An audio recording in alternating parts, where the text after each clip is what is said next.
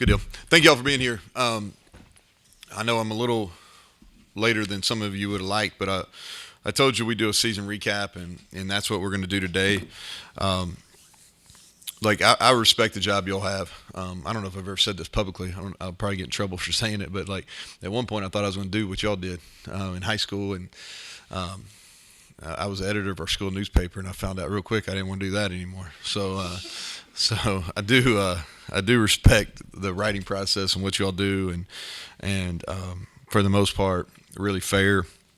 And so you deserve a kind of recap and kind of where we're at, roster wise, staff wise, and all those type of things. So that's kind of what I hope to get accomplished today. Real quick, one update on Mike Montoro. Most of y'all know y'all work with him a lot. He had major surgical procedure. He is doing well. He is recovering faster than they thought. He's in really good spirits, and so that's good news. And Forgale is filling in and doing a great job. So he's getting back in the weeds a little bit.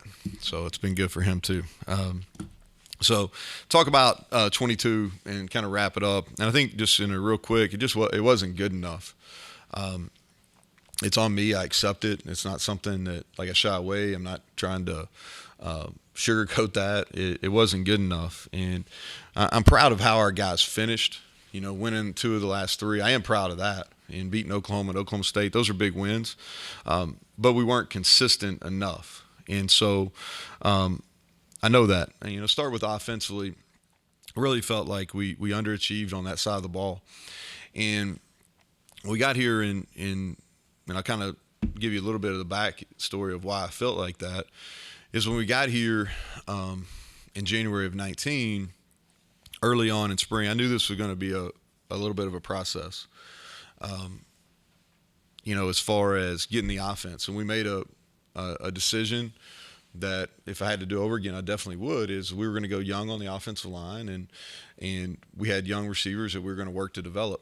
And really took some lumps during that development process as far as O-line in 19 and 20 and kind of growing with some of the youth at receiver.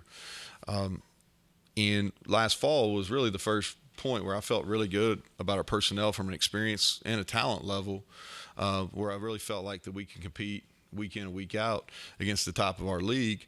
And we just didn't do that. We didn't give ourselves enough chances. When I look at it, I think the 3 areas that we have to fix, they're I call them the 3 E's, and it's what I've been talking about with our offensive staff, is we got to eliminate the errors, too many turnovers and too many penalties on the offensive side of the ball, and several of those at critical times, and we've got to be able to clean those up. The second E is efficiency. If you look at our P and 10, which is a football term for your first play in a series, like we've got to be much more efficient there, and then on third and medium. And the third E, so errors, efficiency, and third E is explosives. We regressed in that. We'd been kind of steadily building. We regressed in that a year ago, and to me, those are kind of from what we've got to improve at. Those 3 E's. Talk about staff on the offensive side.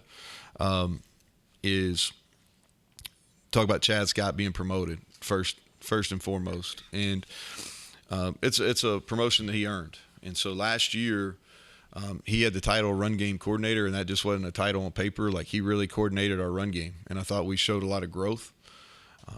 If you look at his position room, I think they've from 20 on has really exceeded expectations, and I think you've seen him in the way his guys have produced, and he's been our most consistent recruiter, not only at positionally but from an area standpoint. And he's dynamic in front of the room. Guys want to follow him.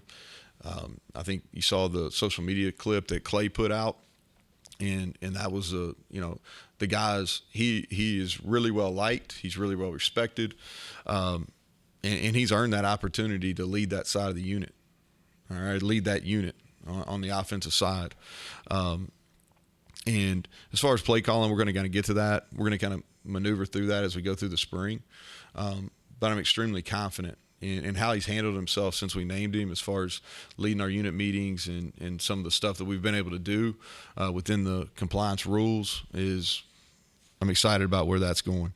Moving Reagan back to quarterbacks. This is why. I think sometimes when we talk about coaching, we get caught up on stats and things like that. When I'm looking at coaching, I'm looking at who maximizes talent, who gets the most out of their guys. Like, a lot of publicity and stuff's given to guys that coach like these phenomenal players. Well, other than managing expectations, like coaching great players isn't overly difficult. All right, who gets the most out of the guys that are in the room? Who maximizes talent? Who can develop? And I really think along the way, and I'll even go to the guys that we've had here, is I really think that when he coached quarterbacks, he maximized what they were. And so we've got two young guys that have been here that I think are on the cusp of being really good Big 12 starters, and he can get them across that. And then we got Sean Boyle, who's arrived. I'll talk about here in a second. And so there's a high level of trust with him as well. Bilal Marshall will bring him back.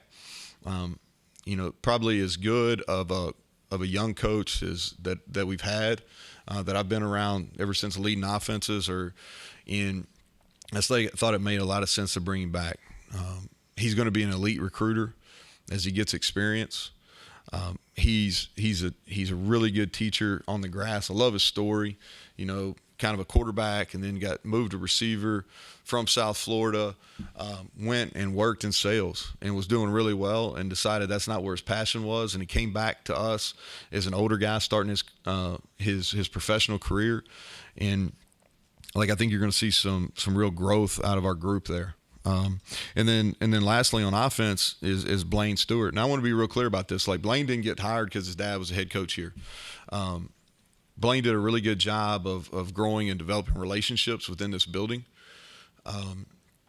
and had the opportunity myself, and then a lot of our staff, is credit to Coach Tomlin. Like, he's tremendous. He's been a great. He's really benefited us here, and Blaine's kind of nurtured that relationship. And so I had an opportunity to go up and watch him coach. And a lot of our staffs had an opportunity to go up and watch him coach. And when we started going in the direction of how we were going to organize, like, multiple staff members brought me Blaine's name and said, "Hey, listen, this guy can coach. He's been with the Steelers for 5 years." Started really doing my research other than just knowing him personally, and remembering him being a really good active guy with NFL veterans while we went up to OTAs and things like that. And so really excited. He's got to learn the recruiting piece of it. That's the one thing he hasn't done. But the football, he's going to add to our room. So that's kind of, from an offensive standpoint, that's kind of where we're at. And I'm going to be a little bit long-winded here at the beginning. And then y'all are going to ask questions, and this will maybe take a little bit longer than normal press conference, and I'm okay with that. Defensively, so not up to our standard. I think if you look at how we played defense over the first 3 years here, I think we established the way that we wanted to play. We had a unique system, and really and gave us a chance. Not in every game, but in a high percentage of our contests, we gave ourselves a chance to win as we kind of got the personnel where it needed to be offensively. And then last year it just wasn't. It wasn't up to our standards. And I think if you look at it, and I've probably watched more defensive film than at any point in my career, just in that from signing date to when it went live recruiting again, is our issues were pass defense, give up way too many explosives. We didn't create takeaways in our third down defense, and the games we lost wasn't good enough. The games we won, significant difference in third down defense. But pass defense, explosives, lack of takeaways, and then third downs. And so I think when things go wrong, you start really looking and saying, okay, why? Why? And I think the easy thing to do is, a lot of times, and you see this across football landscape, is the easiest thing is, let's just start firing people. Let's just start firing people. And I'm not saying that's the wrong reaction all the time, but I don't think that's the right answer in a lot of cases, because you see a lot of mass firings, and then do they get better or not? And there's a lot of things that go into that. And so when I started really kind of evaluating where we were defensively, I get to this is like we need to win now, right? That's what it is. Like y'all wrote about it. I think that's fair. Like we need to have a winning season. And so how do we make these improvements within a 9-month period to get to where we need to be in the fall, which is winning football games versus an extremely difficult schedule. And the best way, after going through and really evaluating everything, the best way, in my opinion, is consistency. And so we've got to coach better on the defensive side of the football. I think there's no question about that. We've got to coach better. The portal hurt us last year, and more so than I probably realized. Probably started realizing it once we got into fall camp, but it hurt us. We lost, 4 or 5 starters in the portal. And I'm not making an excuse. It just hurt us more. And we didn't have some things established. Our trust wasn't established during this time last year. And it did. And we got to be better in certain positions, personnel-wise, on the defensive side of the ball. But I believe in our group. I believe in Jordan Leslie. I believe in our defensive staff. And here's what it came to me. It's like, so in 22, we simply weren't good enough. But you just don't forget how to coach, in a 1-year period. And so, like in pass defense, that's one of our issues in 22. Well, we were first in the league in 20 in pass defense. We were third in 21. Explosive plays, huge issue for us this year. Well, we were first in fewest explosives given up in 20, and we were second in fewest explosives given up in 21. We were top 5 in the Big 12, okay, which is the top half in these categories defensively in 20 and 21. And the reason I'm telling you this, because I think sometimes, like, the easy thing to do is, let's just get rid of people. That's going to solve the problem. Well, to me, that's not the issue here. And for us to be better, I think consistency and cohesiveness is more important, and the issues that we've got to fix are more in-house. But we were top 5 in the Big 12 in scoring defense, total defense, pass defense, yards per play, and points per possession in 20 and 21.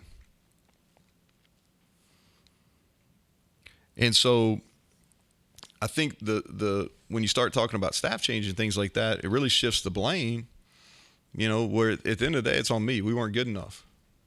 But I believe that we have the people in this building that I trust that can get it fixed. And how do I know they can get it fixed? Because we've got it done before. I just went through all the things in 20 and 21 where we gave ourselves a chance to win, and then we will do that again in 23. Last thing that I got 2 other things I'm going to hit. Roster construction. Okay, the way I kind of think about the portal is I kind of mature and kind of learn as we go through this process is almost like a bank account. When you go through this portal window, and this is the first time we've really had a window, but the way I was thinking about it is just, you have deposits and withdrawals, right, in banking, and you want to deposit, you hope your deposits are more than withdrawals, right? And that's the way I think about it during this portal window. I hope we are bringing in, all right, more than we're losing, okay? And I don't look like it as a number, right? Because I think everybody in this room understands is the portal works both ways, right? Is we've got to be at a certain number, 85, when we start fall camp. And so some people leave because they want to find more playing time. We got to clear out some space. And then the other thing is some people leave that you don't want to leave, right? And what you want to do is you want to bring in a higher number of starter level players than you're losing. And we believe we've done that. I think we lost 2 starters in this process, and we'd love to kept them, but that wasn't the case. But if you look at our portal additions, and I think most of these have been released outside of one guy, but just kind of hit on these guys, just to kind of like I did during the recruiting, is Devin Carter. We lost a lot of production in that receiver room, and a lot of experience, especially with Sam and Bryce going to the next level. And we really felt that we needed to add a 1. And we beat a lot of really good people on him. He's got over 40 career starts in his career, and he's been productive. He's had consistency. And what we believe is we can even make him more productive than what he's been. And I think you'll see his numbers, if he stays healthy, be quite a bit higher than what they were at NC State. Jayshon Polk is from Kent State. He's going to play inside receiver. We really felt like we needed to add a returner in this cycle in the portal. And if you look at from a kickoff return standpoint, which was a weakness for us a year ago, as I think he's got a chance to really improve us there. And he's coming off an injury where he missed the first half of last year. He's really productive in the back half. So when you're looking at his stats, he only played in 6 football games. Cole Taylor is high priority for a pass receiving tight end, and that's something that we've got to utilize more in our offense as we've continued to run the football better. Last year we did a nice job running the football. We just didn't take advantage of some of those things that when you can run the football that you should be able to take advantage of. Tight end, vertical in the pass game is one of those. Cole's 6'6", 6'7", and he's going to give us that dimension. And that's something that we really pinpointed. We wanted to add a pass rushing threat at the defensive line and from an interior position. And Day Hawkins from Tennessee State, he was at Kentucky. I've got some connections with him. I think he's going to be a really good fit there. Montre Miller comes. If you look at one of the fastest guys, we really felt like one of our missing elements in the pass defense last year was lack of top end speed, and he can really run. We got all these different metrics that you use when you're able to track guys as you go into the portal, and he was one of the fastest corners available, so he's going to compete for playing time right away.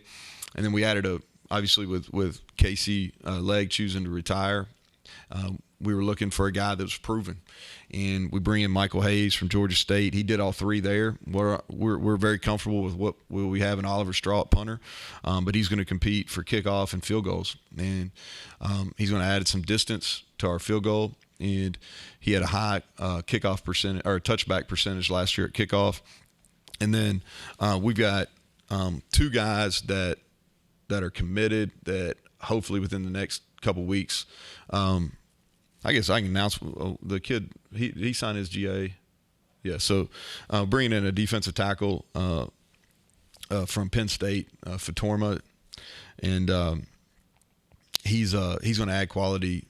He's a big body, which we needed a big body that could play the interior defensive line. That'll be 7. And then we've got another guy that is going to that hopefully we can announce here within the next 2 weeks. So that's the current portal guys. And then high school early enrollees, just so you have a note of who's here. Sean Boyle, quarterback. Jaheim White, running back. TJ Johnson, inside receiver, tight end, kind of hybrid there. Johnny Williams, offensive tackle. James Hurd, Josiah Trotter, Ben Cutter, and Josiah Jackson. All those guys are early enrollee. They've been in workouts, okay?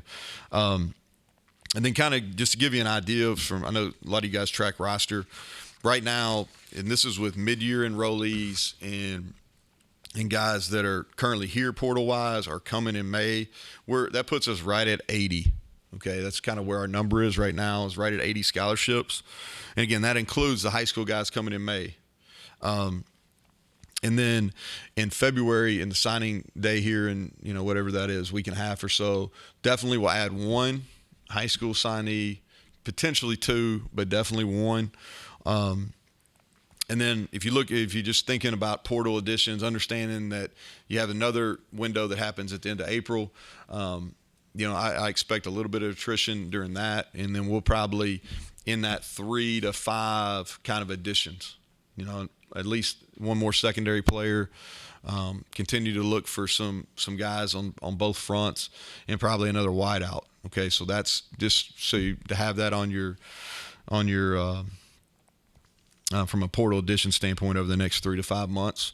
And then just kind of where we're at now, recruiting this last week contact period, I'll leave later on today. We've had junior days here the last 2 weeks, got another one on Saturday. And then we started our winter program last Monday. And so today was week 2, start of week 2. So I know that's a lot of information. Want to kind of get that to you. Felt like y'all deserve that since we really haven't talked football since in Stillwater. So with that, I'll take questions. Greg. So start with Chad and just the offense in general. Is there going to be big change, little change? Obviously, running game looks like a strength on paper. Yeah, so I think here's where. So I think Graham brought us some really some system things in the pass game, as far as how he taught it and the easiness of learning it. I think that was helpful. I think we really found who we are in the run game, and what we've got to do is we've got to build off that. We really expect that to be a strength. If you look at who we return offensive line wise, who we return in the backfield, what we're going to have at tight end, both quarterbacks have the ability to run. And so we really feel like that's going to be a strength. Now what we've got to do is we've got to be able to build off that, and we've got to be able to hit run action passes. That's how you get explosives. Which we've got to be better at. We should be better at that. If you have the ability to run, you should be able to hit some explosive pass plays. We've got to be able to get our tight ends more active, and we got to be able to take some things in the RPO game off being able to run the ball, because if people commit to the box, you got to be able to take some easy completions. So that's what I would tell you as far as differences. You were talking about Chad's and how he's built the running back room. What's it say that he did it, the traditional way with all high school recruits? He's not bringing in guys that have college experience. It's all guys he recruited and developed. Yeah, and I think too is him being in that role. My expectation is that our skill overall offensively it'll give him the ability to get more involved with all our skill positions. From quarterback to receiver to tight ends, and I think he can have some of the same effect on those skill positions, just like he has in the running back from a high school recruiting and a development standpoint. Big ad, keeping Doug Nestor for another year. Yeah, I think really, if you look across the line, I think, Doug and Zach, a lot of experience there, a lot of leadership ability. And so people don't think about this, but a lot of times your football team is, during the winter 8 weeks and the summer 8 weeks, there's a ton of growth there, and I said this in our last team meeting before we left in December, and I really mean this. And TCU, I use TCU as an example. So if you think about everybody, there's always a lot of publicity, for lack of a better term, put on who you get in the portal, right?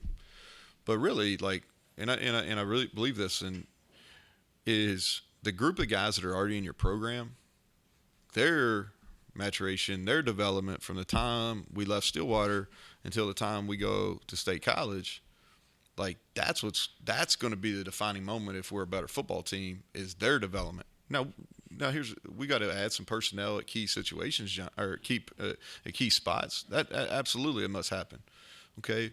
But the assumption is that will happen. But these guys, that are they going to develop? Who's going to be the Tomas Remack that's sitting in our team meeting right now that was a redshirt freshman, that all of a sudden he starts the last 7 games as freshman All-American? Who are going to be those guys? And so I think that's where it gets lost, because if you look at, TCU, they had some portal additions, but yeah, they kept their guy. They lost some key guys now. Yeah, they lost some key guys, but the guys that made the biggest improvements, the 2 linebackers, the 5 offensive linemen, Miller at running back, you know what I mean? The guys that really made a big jump over that 9 to 10 month period, from them being 5 and 7 to all of a sudden they go on a run in the Big 12, right? And I'm just using them as an example, Mike's brought players with him that knew his system too. He did, but if you look at where they came from, there wasn't just a ton of marquee spots where they were coming from, and they lost more, really. But they had and those guys played a lot better in 22 than they did in 21, and they developed some of those guys. And so, for me, our biggest improvement is going to be those guys that were on the team when we left Stillwater, those guys and their growth between now and when we play our first game. On the Devin Carter front, how long were you looking at him as maybe a wide receiver 1 type of guy, just because those of us who cover recruiting, his story was an odd one, where they thought he was going to the NFL and then he committed to Penn State, ends up with you? And was his connection to Bryce Ford Wheaton a factor at all? Did you talk to Bryce about who is this kid? So two things that were factors, okay, is number one, his mom is from West Virginia. Okay, she's from the Princeton area, and that was a factor. And y'all have an opportunity to meet him. That was a factor. And then Bryce, he and Bryce's relationship did matter, and I think he saw the production that Bryce had over the last 2 years, and thought, okay, because these guys, he's got 1 year left. He was a 4-year starter. They had a good football team, and they do it. Dave does a great job down at NC State, and so he wanted the opportunity to be more productive, and so obviously we lost production, so that was appealing to him. Those two things I just mentioned got us in the door, and then I think offensively he understands that this is a good fit for him. If you look back for a long time, like at different places, our number one guys have been really productive, and I think he's got an opportunity to do that here. Too bad you out play together. Yeah, that's right. Yeah. You outlined obviously all the reasons for struggles last year. What would you say to frustrated fans that these changes are going to produce better results? Yeah, I think that here's what I don't know if this answers is like I'm not I don't stand in front of you in a delusional state thinking, oh yeah, we're just going to keep doing, like I'm very keenly aware that we need to win, right? And so every decision that we've made within the last 6 to 8 weeks has been that, hey, we need to win. And so time will tell, Keenan. Time will tell. But every decision that we've made or that I've made has been for us to have better results in 2023. You mentioned that during the spring you're going to be looking at the play calling process. Does that mean no final decision's been made on who's responsible for that or how that's going to work? You're going to experiment with some things? So Kevin, to answer your question, so obviously I've done it for a long time. So last year was the first time I've never done it, or I haven't done it since 2008, I guess. And so Chad, Reagan has play calling experience, but Chad's going to gain experience in the spring, and that's something that we're going to evaluate post spring of kind of where we're at. And so I'll be able to give you. It's not something I'm trying to avoid. It's really, hey, it's kind of a wait and see. I want to give Chad some opportunities in our spring scrimmages to see how he does, and really he'll be able to tell me as much as I'll be able to tell him, and we'll kind of see it, and at the appropriate time I'll kind of tell you when we make that decision what it looks like. Mike, you had a question. I'm sorry. Kevin stole my question, I guess, but would you kind of liken that a little bit to like your success as a play caller, similar to what you explained about the defense rounding back into previous form too? Yeah, that's fair. That's fair. So the way I think about it is, and to answer your question, Kevin, like I'm not trying to be coy about this, like I'll be like heavily involved. And I really wasn't that until about the last 3 or 4 games last year. Okay, but I will be like heavily involved in offense. And the way I go back to this is like every opportunity I've had is because of the ability to coach offense, and if you go back from when I was at Troy to Texas Tech, even the turnaround we made at Kentucky, and then as a head coach, like our stats were really, really good, like just offensive stats at Troy and Texas Tech, and then the turnaround and quick in the 2-year fashion there at Kentucky was really good, and then at Troy, from an offense standpoint, we played winning football, and we don't necessarily, like Sports Source Analytics does a really good job of kind of defining what winning football is. And 16, 17, 18, like we played really good winning football, which is complementary, and you're able to do things to put yourself in a position to win. And so, yeah, so like, will I be heavily involved? Absolutely. But as far as who's going to call the plays, is I'm going to wait and see how the spring goes and kind of go from there on that. Sean could be involved. Sean could be involved in that too. He'll be in the box. He was involved last year. He's cerebral. He's smart, and he won't be the primary play caller. He will not, but he'll be involved in the process. And one more. Do you need a schedule? Do I do the schedule? Schedule would be nice to know who you're playing and when next year. Oh, I thought you were asking if I made the schedule. No, no. I was gonna say, I was like, you damn sure better know the answer to that. No, but like as far as opponents and who isn't on, like, do you have that yet? Do you have like? I know who we are playing, but I don't know when we are playing. Does that make sense? What else? I probably for Gail's over there quick, so I better not. Neal, you mentioned bringing in another wide receiver possibly through the portal. Is that kind of a speed guy on the outside of the stretch field? Yeah. So here's what in the receiver room going back. I think you're going to see two guys make big jumps.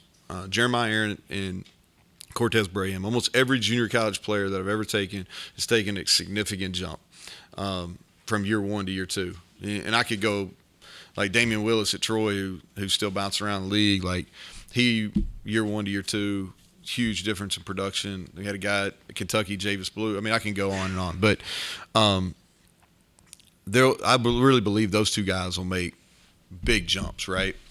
I think Rodney will have an opportunity to play early, maybe even Traylon Ray, okay, depending on, when he gets here, as far as – because he's playing baseball, so just depending on where he's at. But I think he's got a chance to help. But I know Rodney will. And then I think there'll be somebody in that room that we're not talking about right now that'll make – that's going to – who it'll be, I don't know. I'd be speculating. But I think there'll be one guy make a jump. So with all that said – is we still need to add one more. Speed's a premium. Like if you look at it, like out of the portal, there's guys that haven't been very productive that are going and to some places that you look at it and you're like, okay. You go look at their track times, and you're like, oh, okay, that makes sense to me now. So it's at a premium. If we can find that, we would prefer to add that. Coach, on that note, Coach Marshall now has a chance to kind of build a room that is unproven and young. What showed you that he's going to be able to do that at a high level? Yeah, well, I think when he was here is two things. I think I always think about this now from a coaching perspective. It used to be you got to be able to recruit and develop, right? Well, now you got to recruit, develop, and retain, okay? And so you retain the guys that you really need to retain.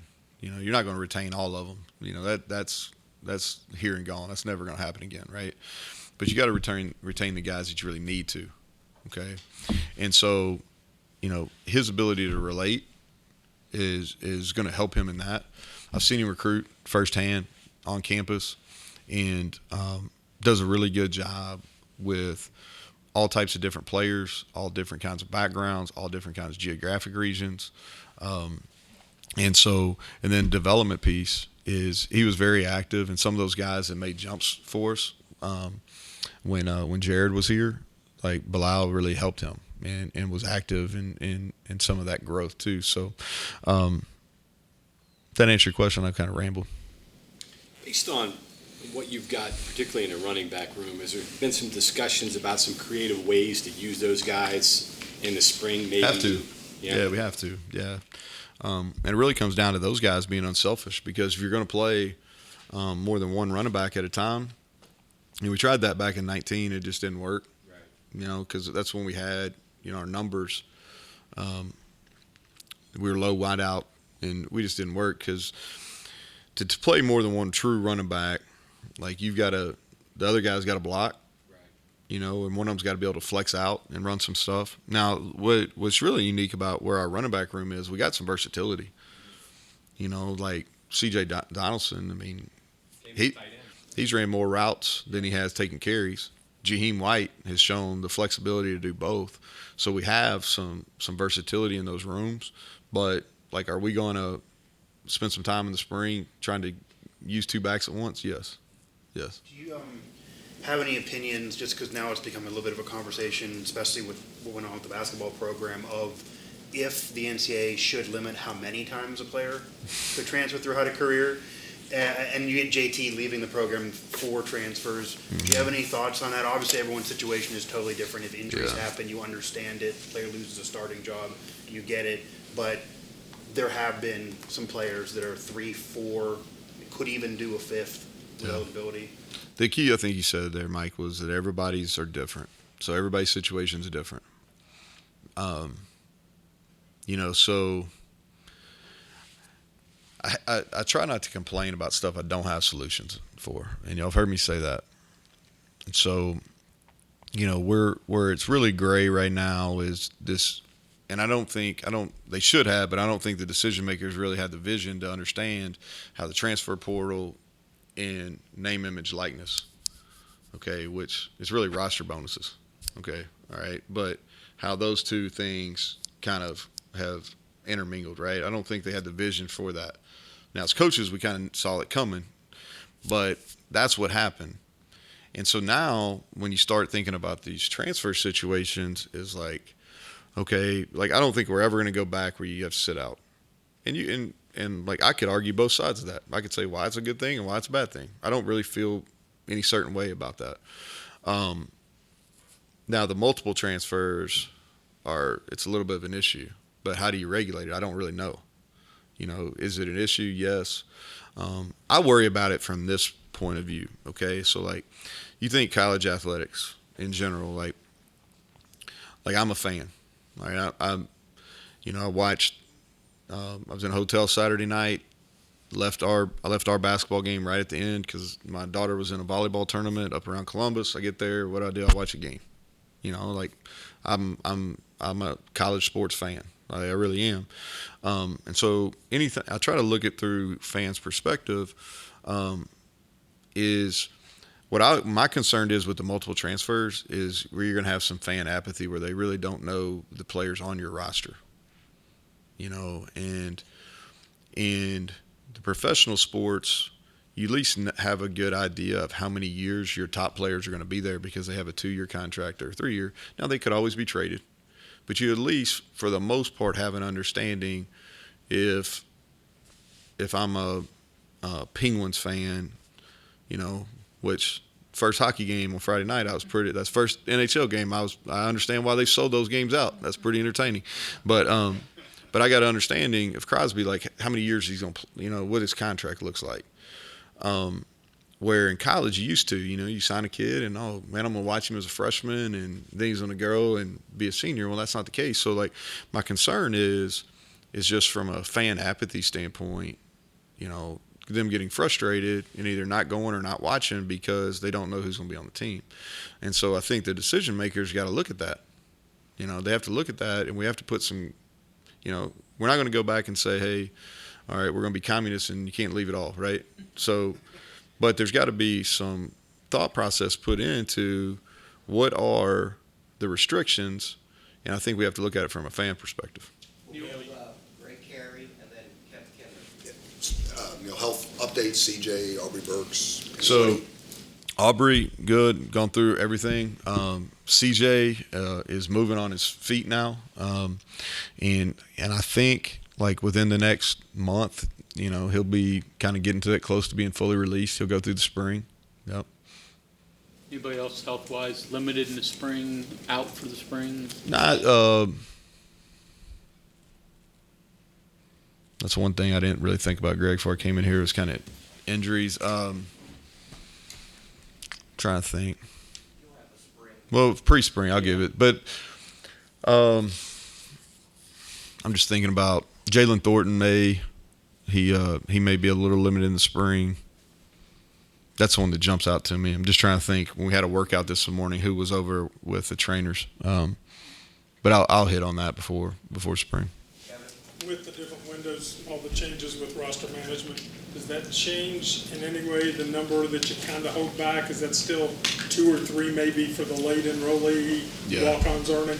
Yeah, that's kind of our plan. Yeah, so we're sitting at 80 right now with the assumption is you'll have some attrition, when you hit the spring window. And then depending on where you're at as far as adding pieces, I think you always want to you don't ever want to be exactly at your point because what if a walk-on deserves that? You want to be able to reward them, or if something just falls into your lap, you want to be able to do it. Was there ever a thought of Rodney Gallagher not playing the basketball season? I encouraged him to. Okay. Yeah, I encouraged him. And I just think, like, there's no – you talk about competitiveness, right, like competition. And so I really believe this. I played high school basketball, and people ask me this all the time, and I kind of kid, but, like, in Kentucky, like, you're split into 16 different regions in basketball, and there's only one state championship in the state of Kentucky. Well, like any college venue for the most part that you can think of, college football, like you've either played or coached there. All right. That most of the ones that pop into your, and I'm telling you, like, there's been probably not very many better environments I've ever been to. Y'all go look at this up in Stearns, Kentucky, McCreary Central, like on a regional semifinal, regional championship game, because people are right there on top of you. I can actually say, like, I went to a high school game the other night in the city of Cincinnati, and man, I was sitting there thinking, this is if you can go up and hit a free throw in this atmosphere with people right on top of you, you can feel their breath, then you can go catch a pass in front of 60,000. And so, what'd I get on this for? What'd you ask, Mike? Rodney Gallagher. So Rodney, yeah, going back to that. So like, there were rumors he wasn't sure if he was going to play Yeah. or not. He got his 1500th, I believe. yeah. point. So anyway, going back to that, that's so encouraging because I don't think there's any replacement for having to perform in pressure situations and in competition. And he's a hell of a basketball player. You know, they've won the Whip Wheel twice. Got a chance to win it 3 times. I think, like, if he didn't play 10 years from now, he would have regretted it. You know, and so he's got plenty of time to catch up on the football. He needs to close that chapter in his career, and so I encourage that because I think that's the best thing for him. Last question, Cody, that's for. You know, you mentioned Blaine didn't get hired because of who his dad is, but just in terms of, you know, the program, how nice is it to have, you know, someone like him back in the fold? Well, I think it's definitely beneficial. You know, I think that you know, one thing that happened last year, and this is, I'm not trying to publicize this, but this is something that where his mom was able to come back in the building for the first time, you know, last summer, and that was something that you're like, oh, okay, man, this is that was really a neat moment. And then he's just got a ton of connections. You know, it means something to him. The fact that he grew up here in Morgantown, he's a Morgantown High product. Didn't play here, but obviously there's nobody that we could have hired that has more of a connection to the university and to the football program than him. So those are benefits. But there's other people that have those. His ability to teach, and I think he'll be a star in recruiting. You know, we got to teach him the compliance rules and things like that. So it's not going to. But I think he's got a real star because if you can relate and coach the way he coached the professional athletes, then he's going to be a star at this level. Anybody else? All right, thank you all.